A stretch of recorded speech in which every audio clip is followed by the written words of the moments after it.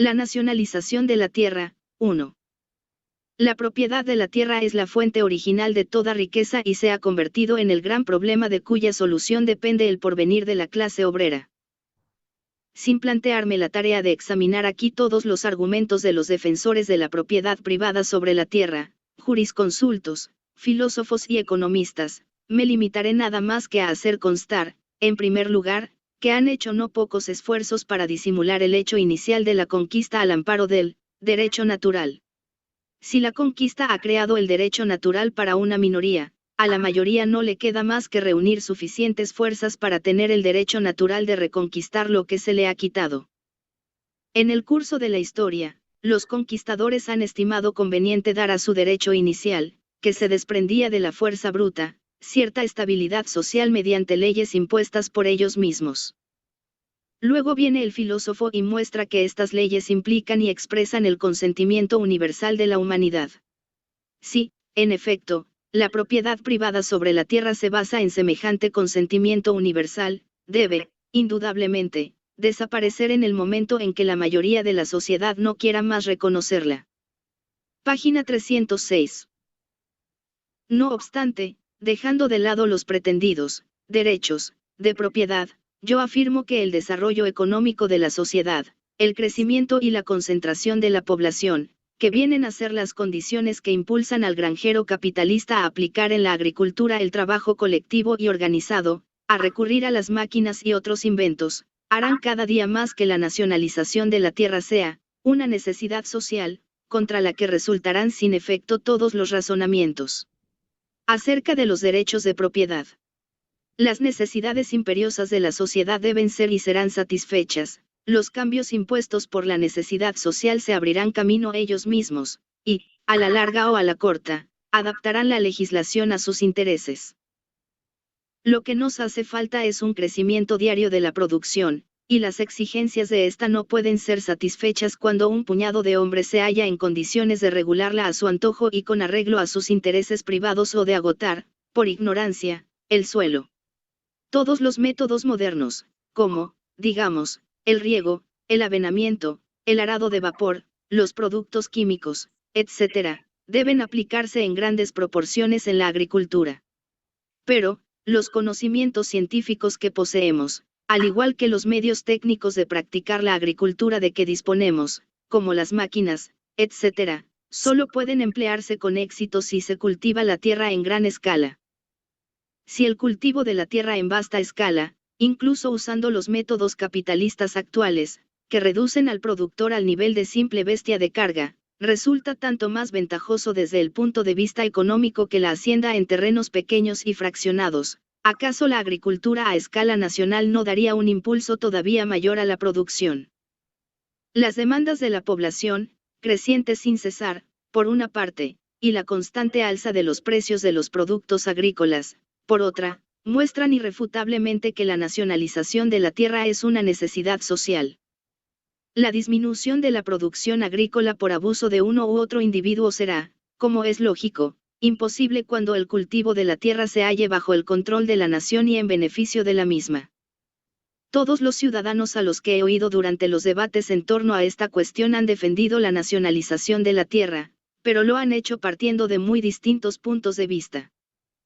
Se han hecho muchas alusiones a Francia, que con su propiedad campesina se halla mucho más lejos de la nacionalización que Inglaterra con su sistema de gran posesión de la tierra de los lores. Es cierto que en Francia, la tierra está al alcance de cualquiera que esté en condiciones de comprarla, pero precisamente esta accesi. Página 307. Habilidad ha llevado al fraccionamiento de los terrenos en pequeñas parcelas cultivadas por gentes de escasos recursos, que cuentan más que nada con su trabajo personal y el de sus familias.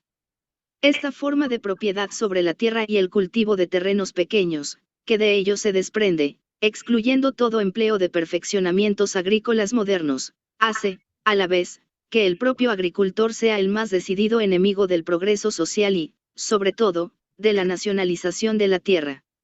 Este agricultor se halla arrojado a la tierra, a la que debe consagrar todas sus fuerzas vitales para conseguir un ingreso relativamente pequeño, tiene que entregar la mayor parte de su producto al Estado, en forma de impuestos, a la camarilla judiciaria, en forma de costas judiciales y al usurero, en forma de interés. No sabe absolutamente nada del movimiento social fuera de su limitado campo de acción y, sin embargo, se agarra con celo fanático a su terruño y a su derecho de propiedad puramente nominal sobre él mismo.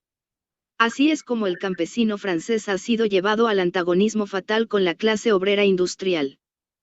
Siendo la propiedad campesina el mayor obstáculo para la nacionalización de la tierra, Francia, en su estado actual, no es, indiscutiblemente, el país en el que debamos buscar la solución de ese gran problema. La nacionalización de la tierra y su entrega en pequeñas parcelas a unos u otros individuos o a asociaciones de trabajadores, cuando el poder se halla en manos de la burguesía, no engendraría más que una competencia implacable entre ellos y, como resultado, conduciría al crecimiento progresivo de la renta, lo cual, a su vez, acarrearía nuevas posibilidades a los propietarios de tierras, que viven a cuenta de los productores. En el Congreso de la Internacional, celebrado en 1868, en Bruselas, uno de nuestros camaradas, dijo: la pequeña propiedad privada de la tierra está condenada por la ciencia, y la grande, por la justicia. Por tanto, queda una de dos: la tierra debe pertenecer a asociaciones rurales o a toda la nación. El porvenir decidirá esta cuestión. Y yo digo lo contrario: el movimiento social llevará a la decisión de que la tierra solo puede ser propiedad de la nación misma. Entregar la tierra en manos de los trabajadores rurales asociados significaría subordinar la sociedad a una sola clase de productores. La nacionalización de la tierra producirá un cambio completo en las relaciones entre el trabajo y el capital y, al fin y a la postre, acabará por entero con el modo capitalista de producción tanto en la industria como en la agricultura. Entonces desaparecerán. César de Paepe. N. de la Edit. Página 308. Las diferencias y los privilegios de clase juntamente con la base económica en la que descansan. La vida a costa de trabajo ajeno será cosa del pasado. No habrá más gobierno ni Estado separado de la sociedad. La agricultura, la minería, la industria, en fin, todas las ramas de la producción se organizarán gradualmente de la forma más adecuada. La centralización nacional de los medios de producción será la base nacional de una sociedad compuesta de la unión de productores libres e iguales, dedicados a un trabajo social con arreglo a un plan general y racional. Tal es la meta humana a la que tiende el gran movimiento económico del siglo XIX. Escrito por C. Marx en marzo-abril 1 de 1872. Publicado en el número 11 del Periódico Internacional Herald, del 15 de junio de 1872. Se publica de acuerdo con el texto del periódico. Traducido del inglés. Notas.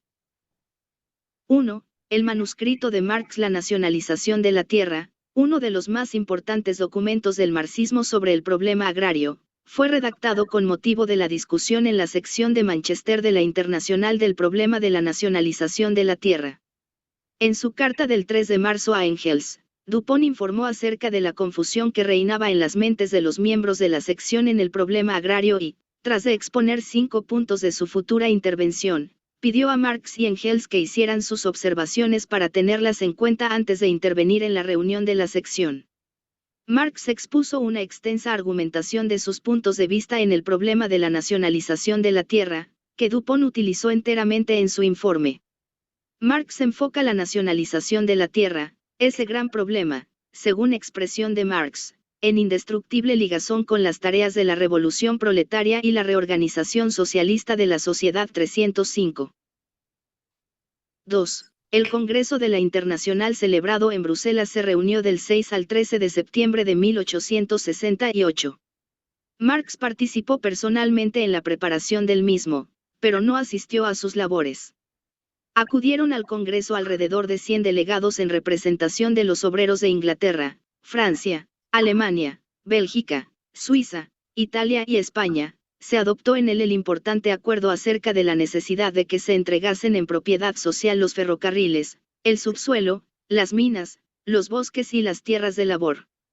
Este acuerdo, prueba del paso a las posiciones del colectivismo de la mayoría de los proudonistas franceses y belgas, significó la victoria en la internacional de las ideas del socialismo proletario sobre el reformismo pequeño burgués. El Congreso adoptó igualmente la resolución propuesta por Marx acerca de la jornada de trabajo de 8 horas, del empleo de máquinas y de la actitud respecto del Congreso de la Liga de la Paz y de la Libertad, véase la nota 211, de Berna 1868, como también la resolución, presentada por F. Lessner en nombre de la delegación alemana, recomendando a los obreros de todos los países estudiar el Capital de Marx y contribuir a su traducción del alemán a otros idiomas 307.